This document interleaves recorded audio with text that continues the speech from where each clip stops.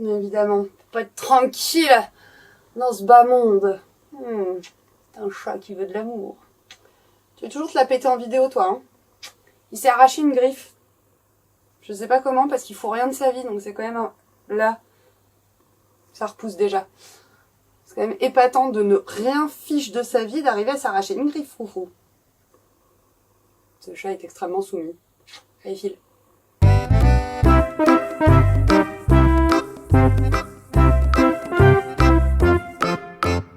Mais comment ils vont?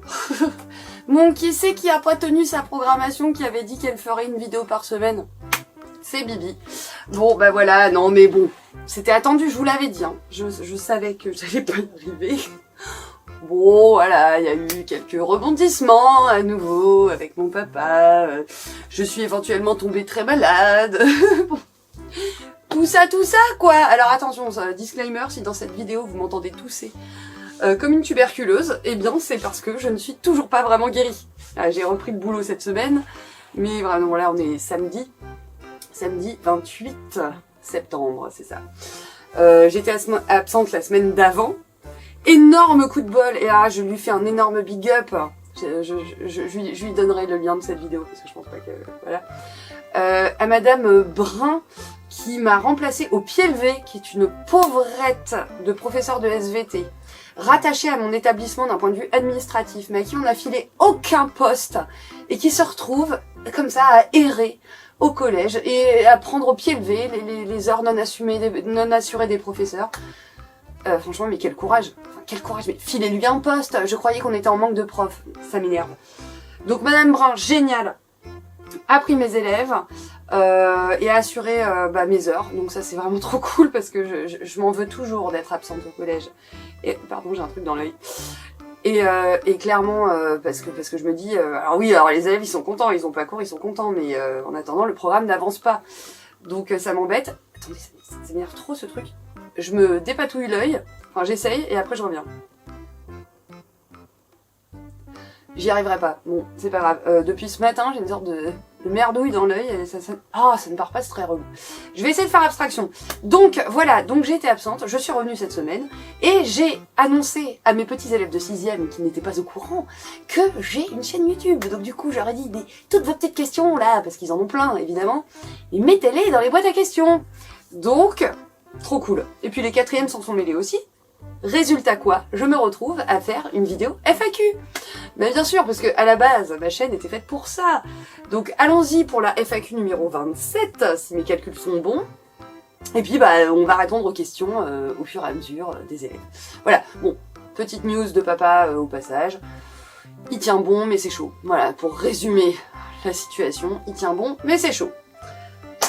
Voilà tout quoi. Oh, je pense au fait que Monsieur Robert ne m'a pas filé les tasses pour la fin. Eh ben tant pis, je ferai un mot de la fin qui n'est pas dans une tasse de Monsieur Robert. Tant pis, tant pis, tant pis, tant pis. On y va, on commence par la première question. Alors première question que vous voyez ici, qui est une question de 4e mais anonyme. Alors attendez, si je la relis, parce que je l'ai noté, hein. Est-ce possible qu'un jour, il y ait une plus haute montagne que l'Everest? Oui, parce qu'avec les 4e, on parle de la tectonique des plaques, des reliefs aux frontières de plaques, etc. Donc on a parlé un petit peu de l'Everest, entre autres, enfin des chaînes de montagnes. Et donc, cet élève me demande, très logiquement, est-ce qu'un jour, il serait possible qu'il y ait une montagne plus haute que l'Everest? Et ce qui est une vraie bonne question. Donc l'Everest, hein, je rappelle, est officiellement le mont recensé comme étant le plus haut du monde.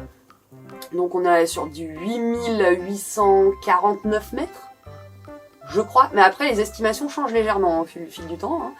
Mais 8849 mètres, il me semble. Donc c'est le premier sommet sur Terre. Il appartient à la chaîne de l'Himalaya. Il est à cheval entre la Chine et... à la flûte, c'est pas le Pakistan. Chine et Népal. Chine et Népal pour l'Everest. C'est tellement colossal qu'il est sur une frontière en fait. Et il fait partie des 14 plus hauts sommets du monde, les plus de 8000 mètres. Et le deuxième après lui est le K2, qui lui est justement à cheval entre la Chine et le Pakistan, et qui est à 8816 mètres, truc dans le genre. Bon, ça reste très très haut, hein, c'est les plus de 8000, hein, donc il y en a 14. Il y a des tarés de l'alpinisme qui s'amusent à tous les enchaîner. Bravo à eux, vraiment, beaucoup de courage. Alors, qu'est-ce qui va conditionner en fait la taille d'une montagne? Alors je vous rappelle que pour la formation d'une chaîne de montagnes, il y a grosso modo deux options. Donc on est sur des plaques tectoniques qui se rencontrent. Ok. Première option, une plaque tectonique avec croûte océanique versus une plaque tectonique avec croûte continentale. Donc là, la croûte océanique passe sous la croûte continentale, les quatrièmes, ça vous rappelle quelque chose. Et la croûte continentale, du coup, se bosselle, vous voyez comme je fais bien avec ma main, là, comme ça. Et ça crée une chaîne de montagnes, typiquement, c'est le cas des Andes, n'est-ce pas? Donc il se forme une chaîne de montagnes ici, la croûte océanique plongeant fait une sorte de creux là qui s'appelle une fosse océanique. Bon, ça c'est la première configuration. Deuxième configuration, deux blocs continentaux se rencontrent, suite toujours à une subduction, hein, c'est comme ça que ça s'appelle, hein, c'est une plaque qui passe sous l'autre, mais à un moment il y a deux blocs continentaux qui se rencontrent, comme ils sont de même densité et de même épaisseur, enfin bon bref, ils boudinent vers le haut. C'est le cas de l'Everest. Hein. L'Everest est issu de l'impact de la plaque indienne avec la plaque eurasiatique. Donc voilà, la plaque indienne poinçonne la plaque eurasiatique, et ça vous fout l'Himalaya, en fait, où il y a l'Everest. Je suis pas allée trop vite. Bon, bref. Donc ce qui va faire qu'une montagne est plus ou moins grande, ça va être globalement deux choses. La vitesse de collision des plaques, mais en parallèle également, le niveau d'érosion de la montagne. Enfin, localement, est-ce qu'il y a beaucoup d'érosion ou pas? Ce qu'on appelle l'érosion, c'est l'usure naturelle des roches. Donc le vent, la pluie, les changements de température, tout ça va faire que les roches vont s'user. Et à mesure qu'elles seront hautes, elles vont s'exposer davantage à l'érosion. Mais si la vitesse de collision est importante, ça permet quand même de gagner du terrain sur l'érosion et donc de faire des monts très élevés. Mais il n'y a pas que ça. Il y a également le fait que quand deux blocs continentaux se rencontrent, il y a une chaîne de montagnes qui se forme vers le haut, mais il y a aussi une sorte d'épaississement qui se fait vers le bas, ce qu'on appelle une racine crustale. Voilà, donc ça s'épaissit vers le haut, mais également vers le bas.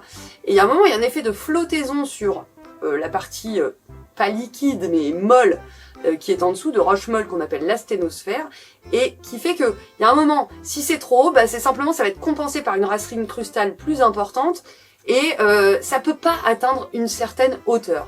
Et il y a aussi un truc, c'est que selon la résistance des roches, si la montagne est trop haute, imposante, les roches vont finir par péter.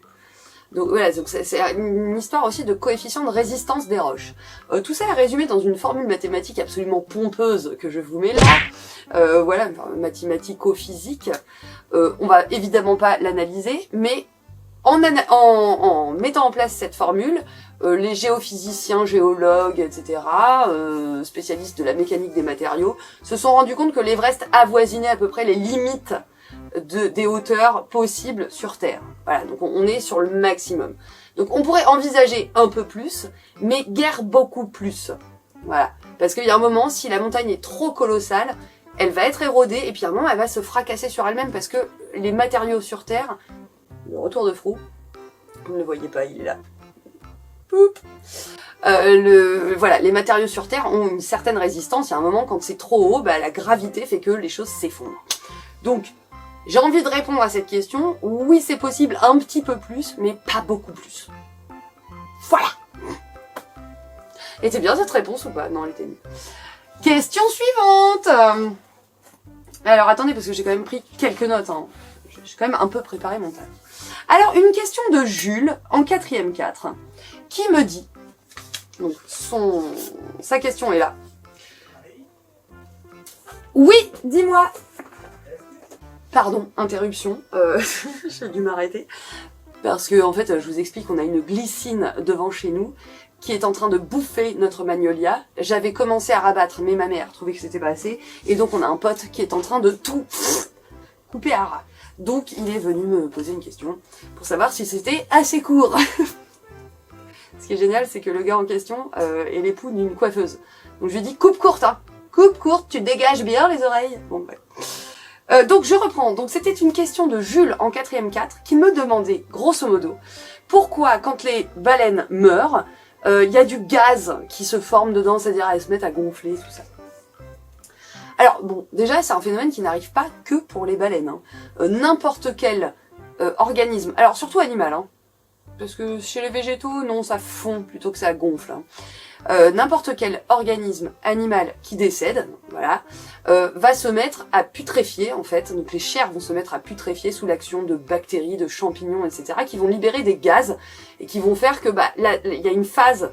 Alors je ne sais pas exactement laquelle c'est dans le processus de décomposition. C'est très étudié notamment par les médecins légistes, etc. pour déterminer l'heure de la mort d'un cadavre ou des choses comme ça. Voilà. Donc il y a un moment dans le processus de mort où les chairs vont se faire bouffer par des bactéries, par des champignons, etc., qui vont libérer des gaz. Donc le corps va avoir tendance à gonfler avant de se vider de ses liquides. Et bon, ouais, c'est pas très glams, mais bon, c'est comme ça. Donc c'est normal qu'une baleine, au même titre que n'importe quel autre cadavre d'animal, se mette dans pas dans un premier temps, mais à une certaine phase de décomposition, à gonfler. Voilà, surtout que les organismes animaux hébergent des bactéries dans leur système digestif, etc., qui sont déjà présentes et qui, additionnées à d'autres bactéries extérieures, nécrophages et compagnie, vont générer des gaz de putréfaction en fait. Donc voilà, et comme le système digestif notamment, c'est un système clos, il y a des ouvertures, mais bon, dans un premier temps, ça va gonfler avant de se vider. Oui, désolé, encore une fois, c'est pas très poétique, mais c'est comme ça la mort, hein. Qu'est-ce que vous voulez que je vous dise? Après, il y a un deuxième phénomène avec les baleines spécifiquement, donc si je veux me raccorder à Jules, qui me parlait des baleines, ça marche aussi avec les cétacés marins. Malheureusement, il y a des épisodes de dauphins qui s'échouent comme ça sur des plages, on comprend pas toujours pourquoi d'ailleurs. Et bon, et donc leur cadavre, dans un premier temps, commence à se rigidifier et ensuite gonfle. D'ailleurs, faut faire super gaffe parce que les gaz qui en sortent sont pas forcément très bons pour la santé, hein, ils peuvent être tout à fait toxiques. Là, il y a un deuxième effet, c'est l'effet de décompression, c'est-à-dire que c'est des animaux marins qui sont habitués à être soumis en permanence à la pression de l'eau, plus ou moins forte selon la profondeur à laquelle ils vivent. Mais dès lors qu'ils sont sortis de l'eau, qu'ils sont sur la terre ferme, et du coup, ils sont moins soumis à la pression, hein, forcément. Et donc, les gaz qu'ils renferment naturellement, nous renfermons tous des gaz, hein, des gaz de digestion, etc., des gaz respiratoires, bon bref, tous ces gaz ne sont plus soumis à la pression de l'eau. Et donc, du coup, ils se dilatent. Un gaz qui est moins soumis à la pression, se dilate, il prend plus d'espace. Ce qui explique que le cadavre va avoir tendance à gonfler. Alors, petite anecdote en passant, il y a maintenant quelques années, peut-être 15-20 ans, je me rappelle plus trop, il y avait eu une exposition qui avait été organisée notamment au Muséum d'Histoire Naturelle, mais qui après a tourné de Paris, mais qui ensuite a tourné un petit peu partout, d'exposition d'animaux des grands fonds marins. Et en fait, donc il y a eu des submersibles qui sont allés découvrir de nouvelles espèces en fait en profondeur, et qui ont voulu les capturer pour les remonter à la surface et les exposer. Sauf que, problème, en profondeur, vous avez une énorme pression qui fait que l'organisme se tient, notamment des petites méduses, des poissons, des trucs comme ça, se tiennent très très bien. Ils sont adaptés à cette grande pression due à la profondeur, mais si vous les remontez, la pression diminue et en fait, l'organisme explose, littéralement. La pression est moindre et donc tous les tissus se délitent. Donc ça a été un vrai challenge de remonter les organismes vivants à la surface. Et en fait, ils les ont remontés dans des caissons hyperbares qui maintenaient une pression équivalente à celle de la profondeur pour que l'organisme se tienne, qu'il soit exposable à nos pressions à nous, c'est-à-dire 1015 hectopascales, un truc dans le genre, quoi. Ce qui n'est pas du tout le cas en profondeur où la pression est bien plus importante. Voilà. Donc ça, c'était la petite anecdote du truc. Nouvelle interruption, évidemment. La glycine n'était pas assez courte. Pour ma mère en tout cas. Donc j'ai répondu à la question de Jules 4ème 4 sur les baleines qui gonflent. Passons à la question d'Ellie en 6ème 2, alors que je retrouve son papier. Voilà. Donc Ellie en 6ème 2, petite puce, me demande, adorable by the way, me demande est-ce que les SVT c'est pareil que la physique-chimie? Et oui, parce que à l'entrée en 6ème, vous découvrez ces deux nouvelles matières. C'est-à-dire jusqu'ici, vous faisiez des enseignements des sciences au global. Je crois que ça s'appelle découverte du monde, ou je ne sais plus, je ne me rappelle plus de l'appellation en primaire, mais...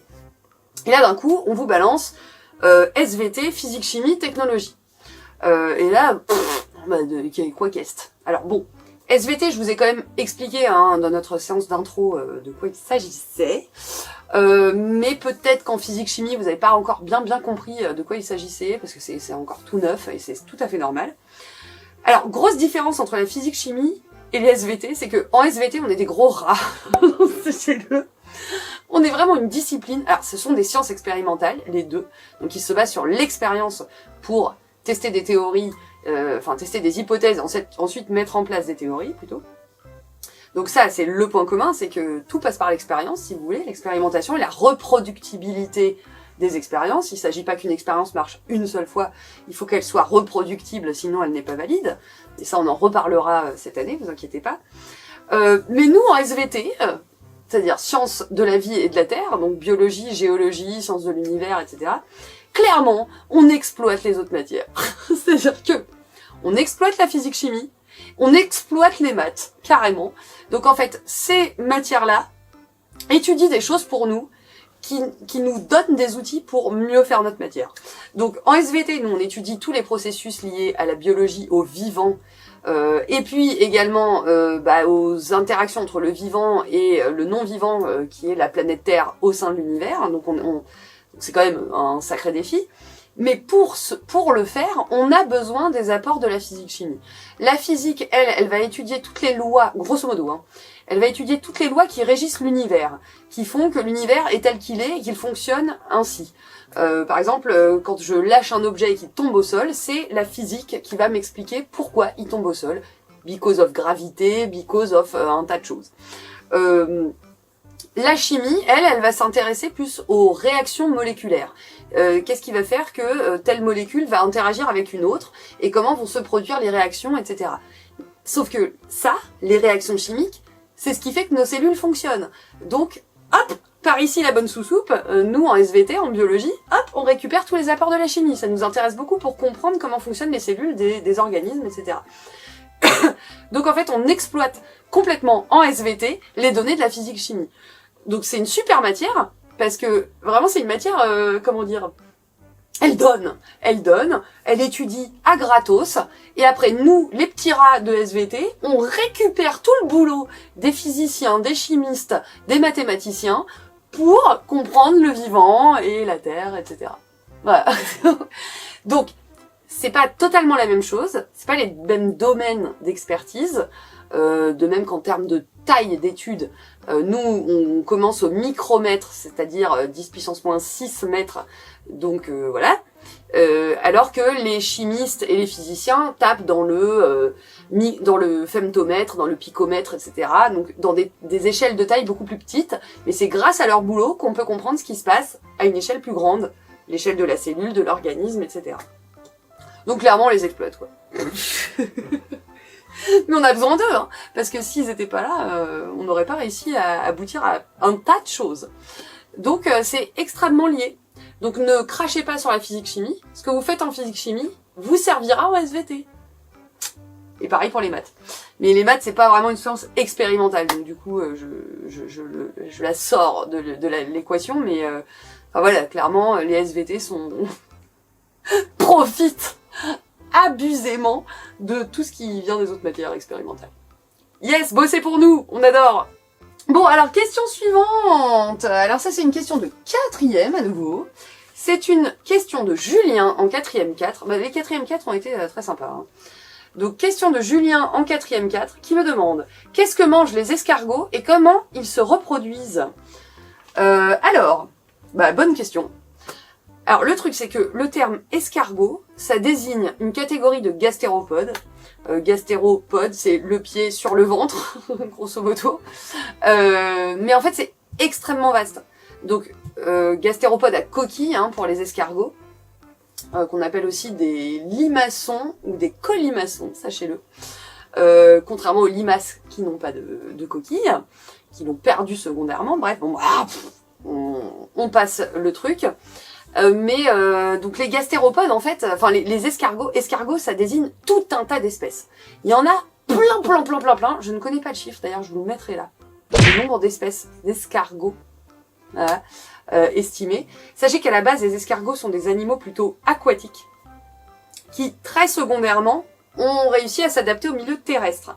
Donc les escargots que vous connaissez, sachez que c'est une exception par rapport au règne des escargots. On dit pas le règne, mais bon, au groupe des escargots qui est bien plus vaste et dont la majorité vit dans l'eau, eau douce ou eau salée. Bon, alors, nous, les escargots qu'on connaît, ils sont super balèzes, ils ont réussi à sortir de l'eau, à se protéger de la déshydratation, etc., du milieu aérien. Et alors, qu'est-ce qu'ils mangent? Du coup, c'est difficile de répondre, parce que d'une espèce d'escargot à une autre, il y a tout et son contraire, en termes de régime alimentaire. C'est-à-dire, vous pouvez avoir des escargots phytophages, qui se nourrissent de plantes, ceux qui ravagent les laitues, etc., dans les jardins, bon, ok. Mais vous avez aussi des escargots prédateurs qui vont bouffer d'autres escargots ou d'autres insectes. Enfin, c'est pas des insectes, hein, ou des insectes, ou des limaces, etc. Donc, ils vont s'attaquer à de la chair, ils sont zoophages. Vous pouvez avoir également des escargots qui sont nécrophages, donc ils vont, eux, avoir un rôle de dégradation, c'est-à-dire que quand ils vont tomber sur un cadavre, ils vont le boulotter et le faire disparaître, donc ça on est bien content. Et puis vous avez également des escargots qui sont cannibales, qui se bouffent les uns les autres entre eux selon la taille, grosso modo. Quand ils ont atteint une taille suffisante, ils viennent bouffer les plus petits, de la même espèce. Donc dire ce que bouffe un escargot, ce que mange un escargot, c'est compliqué, Julien. En fait, ça dépend totalement des espèces. Voilà. Donc je peux pas vous répondre, il faudrait me demander faudrait me préciser quel type d'escargot exactement. L'escargot de Bourgogne, l'escargot des haies, le machin, bon. Ça va vraiment dépendre de l'espèce. Après, comment ils se reproduisent? Alors, la majorité d'entre eux sont quand même de type hermaphrodite simultané. Pardon. Je vous dis que je suis pas guérie. Hermaphrodite simultané, c'est-à-dire qu'ils possèdent en eux à la fois des organes génitaux mâles et des organes génitaux femelles fonctionnels en même temps. Donc pour se reproduire, alors il y a quelques rares cas d'autofécondation, c'est-à-dire un seul individu se féconde lui-même. Ça c'est très rare. La plupart du temps, il y a un accouplement, il y a même des prémices à l'accouplement qui peuvent durer jusqu'à 12 heures, donc et puis à lenteur d'escargot, ils se font la cour là comme ça pendant 12 heures, et au bout d'un moment, chaque escargot va sortir un organe mâle, va l'implanter dans le corps de l'autre escargot, et féconder les cellules femelles, c'est-à-dire les ovules que chacun possède. Donc ils possèdent à la fois mâle et femelle, mais ils vont féconder un autre individu. Et il y a une subtilité supplémentaire, c'est que ils possèdent ce qu'on appelle une spermathèque, c'est-à-dire une poche qui va réceptionner le sperme de plusieurs mâles, enfin de plusieurs individus, du coup on ne parle pas vraiment de mâle ou de femelle, et cette spermathèque va au fur et à mesure diffuser des spermatozoïdes et féconder les ovules, donc les cellules reproductrices femelles, qu'ils ont dans le corps, histoire d'assurer un bon brassage génétique et de faire en sorte que tout le monde soit pas consanguin dans l'histoire, quoi. Parce que ça peut apporter des problèmes. Alors, ça, on en reparlera également dans l'année. Donc voilà, donc c'est ça le principe de l'hermaphrodisme simultané. Il existe des espèces de mollusques et autres qui sont hermaphrodites séquentiels, c'est-à-dire qu'au cours de leur vie, ils changent de sexe. C'est notamment le cas d'un certain type de coquillage qui s'appelle les crépidules. Alors c'est très rigolo parce que ça fait des empilements de coquillages. Et en début de vie, ils sont mâles. Et puis, au fur et à mesure du temps qui passe, ils deviennent femelles. Voilà, donc alors je vous passe les détails de la reproduction des crépidules. Je pourrais faire une vidéo d'1 heure là-dessus. Voilà, donc les escargots, ils sont à la fois mâles et femelles, fonctionnels en même temps, mais ils doivent s'accoupler l'un l'autre pour aller féconder les ovules de l'un et de l'autre.